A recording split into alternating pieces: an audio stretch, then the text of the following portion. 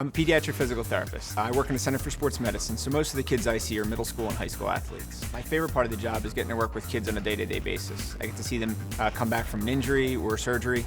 I'm usually getting back to things that they never thought they'd be able to do before. As far as you get for a toe kicks in. Got your balance again? Yeah. The second part that I really like is getting to play kind of a detective. When somebody comes in with an injury, they know how it happened, but they don't usually know why it happened. So part of our job is looking at other parts of the body, other things that would contribute to an injury, rather than just looking at the injury itself. One of the biggest challenges we have are trying to educate our patient and their family. So when I'm working with a younger athlete, I have to help them and the family understand why we're doing what they're doing. Sometimes this means not being able to return to the sport as quickly as they want to. If we can take that 2-week one off, give it a break, you're going to be good to go by the time we get to the bigger state meet. Growing up, I was a really active kid. I played football, baseball, and basketball all the way through school. By the time I got through high school, I was up to 13 broken bones.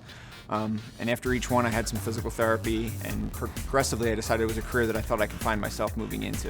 If you want to be a physical therapist, there's a few traits you really need to have. One is really good communication skills, being able to connect with your patients and their families in my case. Second is a really strong background in science, especially in anatomy. Other parts that people don't think of so much are really math and physics. You have to understand how the body moves and the joints and the angles. If you're thinking about physical therapy as a career, there's a few things you can do while you're younger. One is starting to talk to an athletic trainer that might be at your high school and trying to get some volunteer time with them. The other is starting to shadow and get some time in physical therapy clinics. To be a physical therapist, you really need to be someone who cares about other people, has compassion, and is able to motivate others. So that's something that you really want to try to strive for. The most rewarding thing I have about my job is really getting to see that final result.